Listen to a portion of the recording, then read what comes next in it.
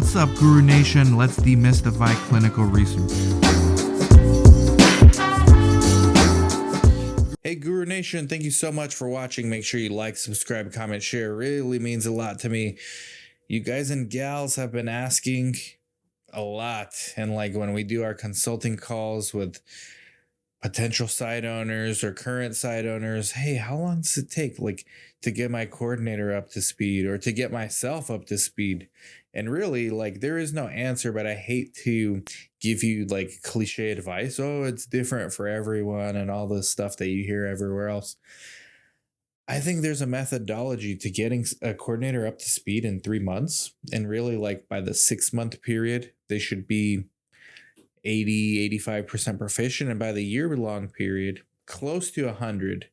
Now, you're always going to experience something new, but it's the fundamentals and it's the principles that I'm talking about. So obviously, the more experience you have, the more things you've seen. Case in point, I've been doing this for 18 years. I've never had an FDA audit as a site. I've been a part of FDA audits when I was a contract CRA, when I was a QA auditor. They would call me in before the FDA would come in to do cleanups, but I never, like at my own site, have been a part of an FDA audit. I've been a part of sponsor audits, IRB audits, CRO audits, but not FDA. So, and that's 18 years. So I'm not even 100% proficient technically, and I don't think 100% is even attainable.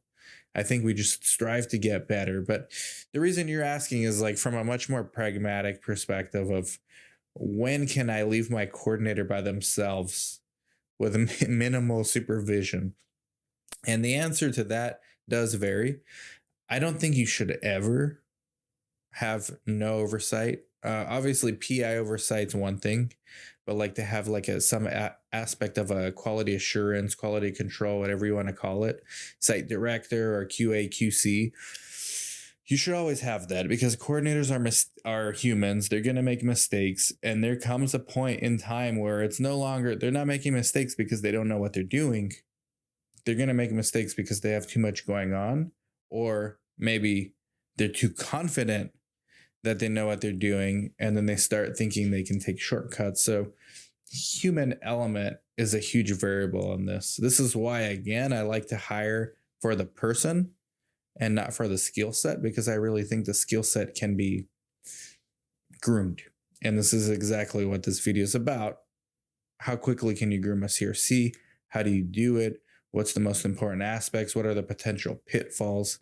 And I think, some of those pitfalls are obviously protocol deviations, some of which are minor, some of which are serious to the point of GCP violations. And we're going to get into that too. I want to mix in protocol deviations in this video as well. But shout out to my sponsors. Okay, Versatrial, study portals with links. Look, these studies are getting ridiculous, like 12 vendors per study. Well, now Versatrial manage them all for you for free. Just go check it out. Links to all of these underneath, by the way. In Nato, once you are experienced as a site, you can get free study leads from Inato. I'm going to do a video on, I'm almost about to get my first study through Inato, but you got to be experienced. So that's Inato, Creo, eSource, eReg, CTMS. This is the only one of my sponsors that's not free, but I think definitely worth it. I'm now a Creo power user. And finally, Viva, Site Vault, free EISF, free e-signatures, free delegation of duties logs, all digital. So go check out all the sponsors in the show notes. And of course, my company, DSCS, where we help sites with things like this topic and many others all the time, as well as working with research naive physicians and sites on getting your first study and really getting your first coordinator groomed. What's the value of getting your first coordinator groomed? This coordinator can now help you train your next staff and your next staff. And you're going to need, if you're growing your site in this environment where it's like very busy in this industry, this is July 2023 right now, you're going to need more staff. You always need more staff than you think. These studies are getting complex. the data that's inflowing through these studies and these portals, specifically the IRTs and the ePros, the patient reported outcomes, it's a lot. And this job could be extremely intimidating. So you're going to need more staff than you think. The most basic things we have, this is why we have our CRC Academy. Our CRC Academy is 3 months.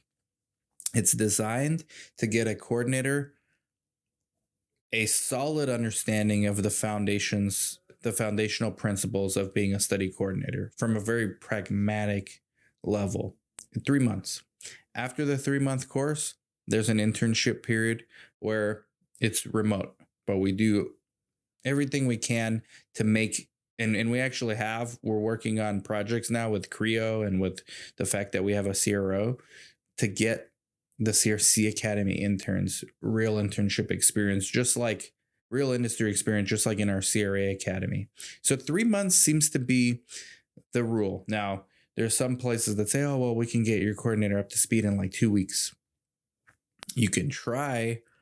I'm not sure that's possible. All right. And the reason I think that's not possible is put them in a real site and have them do a patient visit. Like the whole thing, just like a CRC would do.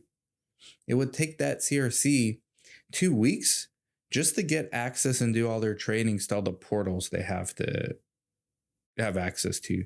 EDC, IRT, ePros, wearables, lab, ECG. I mean, there's IRB. There's so many portals in this industry just to do training.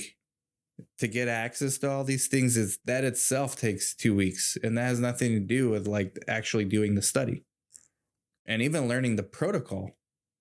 That takes just trial and error, consistently doing visits and then figuring out, okay, this is how I should actually do this. And one of the things I have my lead CRCs do now is make cheat sheets for their studies, because every study is different.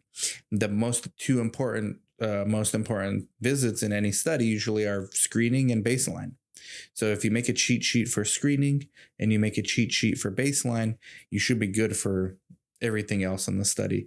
So 3 months seems to be like the ideal number. Now, the first thing we have our coordinators do is GCP training. So they got to get good clinical practice training done. Just get that out of the way, get the certificate, understand this. This is the most important part of good clinical practice. Patient safety is number one priority, even over and especially over the protocol itself. So patient safety. If there's ever a discrepancy between I need to follow the protocol versus I need to keep this patient safe, patient safety supersedes the protocol, right? That means the patient's probably not appropriate for that study in that case. So that's GCP in a nutshell. Once you get that out of the way, if you're going to have your coordinator process and ship lab specimens, which I definitely think if you're running a small site, they should do. They don't have to draw the blood, all right? Not every coordinator, that's not a requirement, but processing labs, you need to do that at just about every visit, basically. Processing the labs, every coordinator should get their hands dirty and start doing that stuff. And this is why I really think if you're a coordinator, the smaller sites are the way to go, because you're going to become a generalist. All these things that I'm bringing up in this video, you're going to be a generalist on how to do. So every study has their own lab manual, but for the most part, they're all the same. They're either ambient, they're refrigerated, they're frozen. Those are like the three most basic kinds. There's others where they require incubators and being shipped later and different aliquots, but for like 80% of the time it's ambient and centrifuged, ambient, not centrifuged, refrigerated, centrifuged, refrigerated, not centrifuged, frozen, centrifuged, frozen, not centrifuged. Those are the typical blood samples for most of the trials and most of the visits. Getting comfortable with spinning the tubes in centrifuge and using a pipette to transfer and following the lab manuals and knowing how to ship them all. So because of that, IATA certification is a requirement. Once you get that out of the way, you need to start moving on to individual studies, so protocol specific.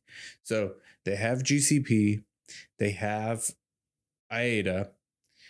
You need to get into the nitty gritty of the studies. And honestly, the first thing I give them is the inclusion exclusion criteria. I say you need to know who qualifies for the study and who doesn't. If you know nothing else, because you're brand new, at least try to understand the IE criteria. And that's going to require, coordinator, a lot of Googling on your part to understand medications and drug classes. And you might be thinking, well, shouldn't the clinician be doing this? Yes, the clinician's responsible for this stuff, but the clinician outsources the PIs and sub-Is. They delegate this stuff to the coordinators. So at the end of the day, whatever you say who should and who shouldn't, the coordinators are the ones doing the majority of the work. The PI and the sub-I should be overseeing it.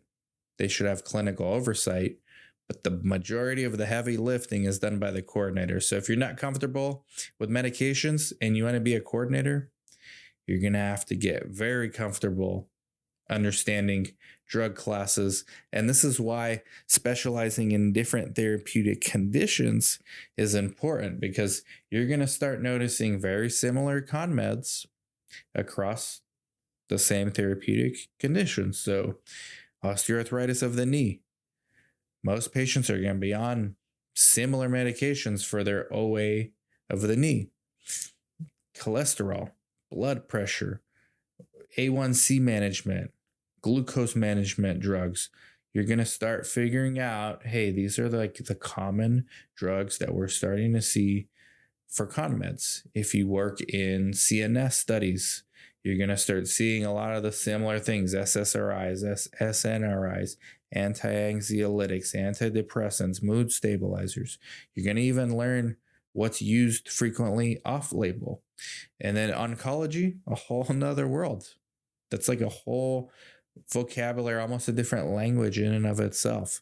So it's helpful to know what kind of site you're at, what kind of studies you guys do, so you can teach the coordinators like the IE criteria. And you can't really understand the IE criteria fully unless you understand what medications are prohibited, what medications are not. And that's protocol by protocol thing, but a lot of them have similarities.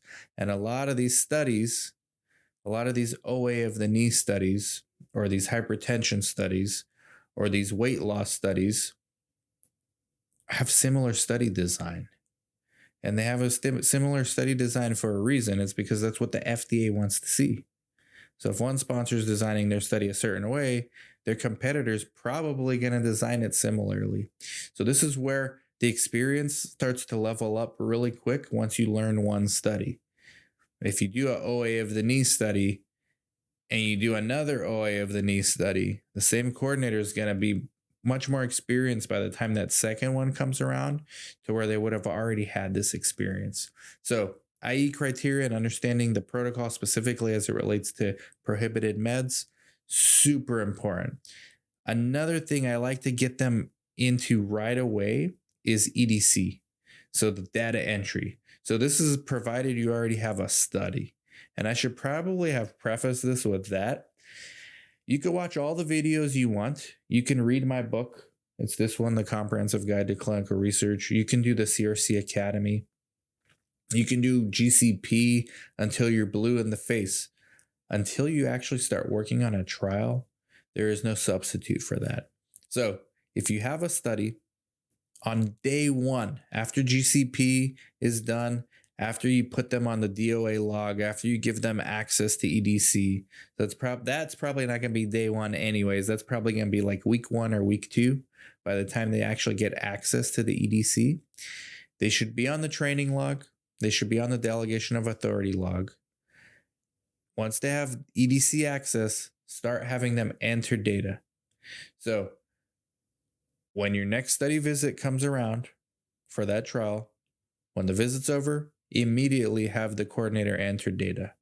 And this is important for the coordinator to see what data is actually being collected, why it's important to collect it in a certain way, and what kind of queries can be generated when there's discrepancies or when the data is not being collected properly, or maybe when it's not contemporaneous, or when it's not following one of the Alcoac guidelines. So attributable, legible, contemporaneous, original, accurate, complete. Let them see for themselves why those things are important rather than you teaching them this stuff. Best way to do that, have them enter the data, let the queries start popping up. They will pop up whether they're auto queried or generated by a human. When they're generated by a human being, right, usually your CRA, they're going to really learn. And I'm in the process of doing this right now with one of my newest CRCs. Well, she's a clinical research assistant for now. I don't give them the title CRC until at least month 3. They have to be promoted to CRC at my site. So they're all clinical research assistants until month 3. If at month 3 they're progressing the way I'd like to see it, I give them the title CRC. And that's when I start allowing them the opportunity to start doing patient visits on their own. On day 1, day 2, week 1, week 2, whatever it is with this new clinical research assistant, I'm there. And if I'm not there, I make sure I have a seasoned coordinator that's there. And that's where we are right now with our newest one, Evelyn. She's like 1 month into it. Definitely not ready to see patients on her own, but is already entering data in EDC. And she's already, my next step, answering queries in EDC. And I'm very glad I have her do this because she entered data just like I suggested you have your new CRC do. The very next day, we say, okay, let's go log in and see if there's any new queries. Sure enough, there were queries about the data she entered. And it was perfect teachable moment to show her, do you see why they're asking this? The way it was put in the source is not clear. Because we use Creo, we can see who it's attributed to. Why did this coordinator do it that way? Well, let's think about it and let's go talk to them. Then we could figure out how to answer this query. And she did, and she figured it out. And she's going to learn that particular component of research. And she's going to know in the future how to answer that. And that's how you progress little by little. That's why I don't think you can fast track your way into training someone to be a CRC. I really don't. I think it's a slow process. I think it's at least a 3-month process. So that's the next thing I do. After EDC and after kind of answering queries, I start teaching them simultaneously the regulatory documents. So then investigative site file, which if you're at a small enough site, it's pretty boring. There's not much going on. There's occasional SUSARs if you're on a big enough study to where you get SUSARs. There's occasionally amendments. And this is where it's important. Like we have a lot of teachable moments. Okay, well, they amended it. What's the summary of change for this protocol amendment? Well, let's train you on this. So protocol training is kind of like an ongoing thing. I mean, you're supposed to put them on the training log the day they start, but that training is not comprehensive. That training is ongoing. That training is get your hands dirty and understand this is the protocol. Let's take it visit by visit. And really, if you could master the screening visit and the baseline visit, you can master all the visits in that particular study. So one of the other things we do is we show them the IRT system, how to randomize people. IP accountability also comes into this. So really having them shadow an experienced coordinator, or if there is no experienced coordinator, having them shadow you as you go through visit by visit and really grooming a coordinator and figuring out how to not screw up on a study. It's really just a matter of keep the patient safe and follow the protocol. That's it. Now, these protocols are complex. The data sets from these protocols are tricky. I mentioned electronic patient reported outcomes. There's some studies where there's daily diaries. This means somebody's got to be looking at the data on a daily basis, including weekends. And if you don't work weekends, that's fine. Monday. Some of these e-pros, you can have your brand new coordinator look at and say, okay, I want you to check these patients' diaries every day. And ideally, you want to start slow. You don't want to like just overwhelm them with like 20 patients. Ideally, they're starting out 1 patient, 2 patient, 3 patient. Okay, well, what's the data? How's the data being generated? And is it coming in as per protocol? First of all, are the patients even compliant with it? If they're not, call them up and tell them, hey, make sure you're compliant. What's the issue? Well, how are you doing? Why are you not logging in? So electronic patient reported outcomes, because it's so prevalent in our industry, it's increasingly important that the coordinators are familiar with how to use it themselves and then how to troubleshoot patients throughout the study so that the patients can be compliant with the protocol. Now, there's an aspect of the patients being compliant with doing it, but there's another layer that adds complexity to these electronic patient reported outcomes, which is if the data comes back from the patients this range, protocol says you got to do this. Whereas if the data comes back this way, you have to do that. And there's some cases where the data is so important from the ePros that you've got to change the dose of the IP. Right? In a lot of these diabetes studies, if they have hypoglycemic events, you've got to make dose changes. That's GCP right there too. In pain studies, if there's discrepancies between what the patients are putting on their ePros versus what they're telling the clinicians in clinic. So if they're putting on their diaries that their pain is a 10, but when they're seeing the clinicians, they're saying their pain's a 1 or a 2, there's a discrepancy, needs to be documented. This is stuff that the new coordinator can understand. And this is stuff that the new coordinator should start to document. And that leads me to the next thing I have my new coordinators do. I don't leave them alone with a patient, but I give them certain elements of a visit that they take ownership of. Hey, patient's coming in for visit 3 today. You're going to do vital signs and you're going to document it properly. And I want you to know when you're supposed to do it. And if you don't know, look at the protocol. And then when the day of the visit comes, I ask them, did you do it? Did you do the vitals? Okay. And did you document it properly? So documentation and then progress note. Every coordinator, every research assistant should be documenting things. There should be a story being told about every study visit for every patient. Not every visit's the same. Not every patient does the same thing at every visit. These are not robots. These are human beings. There's potential adverse events being missed. Document. Did you talk to the patient about how they're feeling? Document what they said. What did they say? Did they say they had a headache this morning? That's an adverse event. Did you document that? And then adverse events, I love because it teaches the importance of documentation, but it also teaches the importance of closing the loop on them. So something like a headache. This is where you can teach them about the difference between a medical history and an adverse event.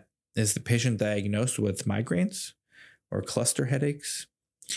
No? Okay, so it seems like it's not medical history. It seems like it's an adverse event. Well, follow up with the patient at their next visit to see if the headaches are intermittent or if they've disappeared or if they're still ongoing. And this is an educational process that every research assistant that wants to become a coordinator needs to understand. Closing the loop on adverse events.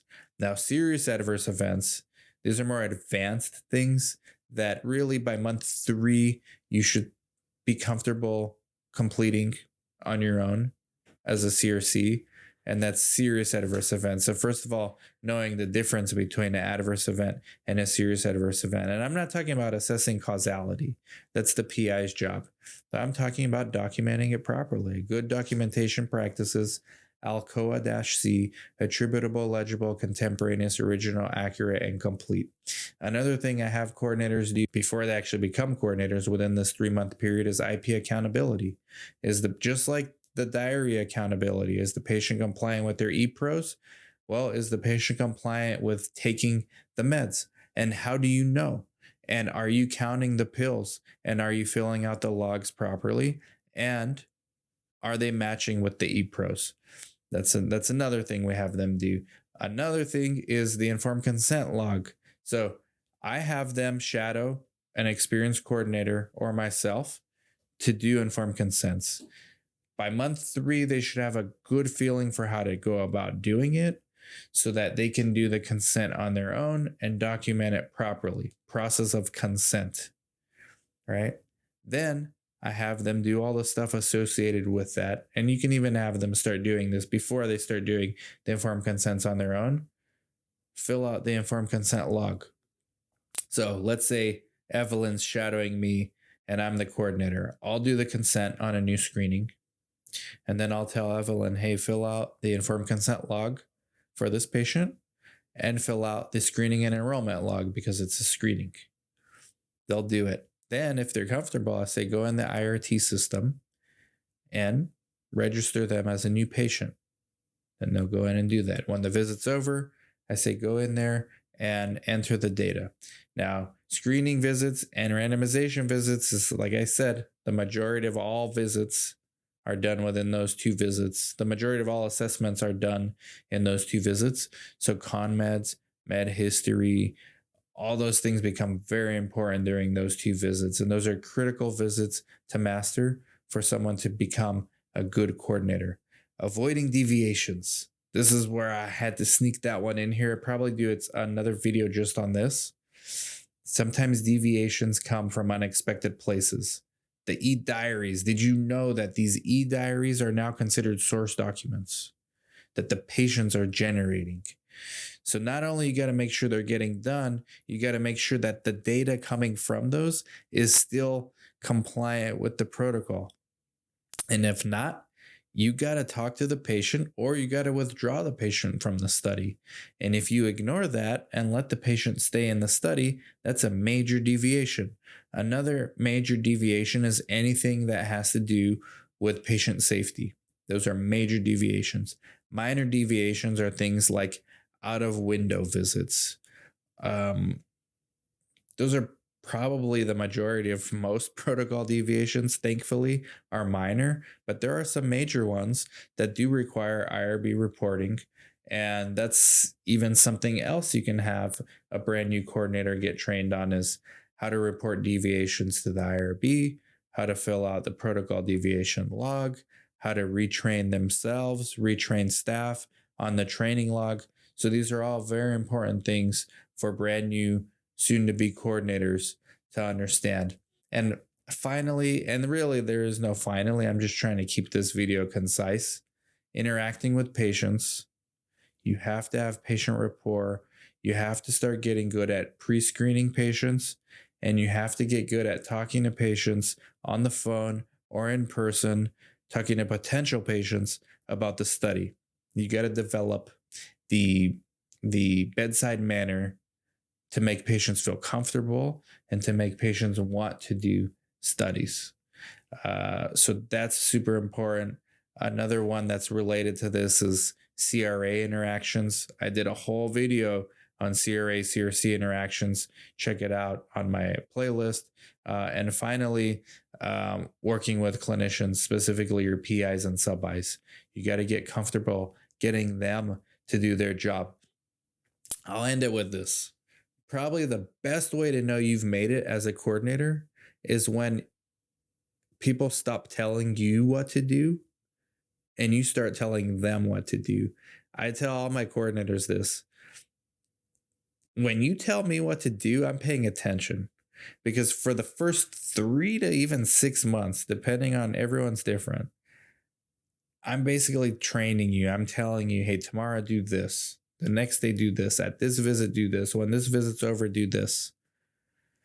When I stop doing that and you start telling me, hey, you've got an outstanding training you've got to do, or hey, you need to fill out this new amendment training log, or hey, you need to make sure these action items are done and those are for you to do, I know you've made it. And that's when I shed a little tear and I say my research assistant that I groomed has now become a full-fledged coordinator. It's a proud moment for me. So that's kind of the way to know. I saved it for the end. This is an important video. Really could have been 3 hours, but I tried to keep it 20 minutes or so. Like, subscribe, comment, share. Thank you very much, Guru Nation. Bye-bye.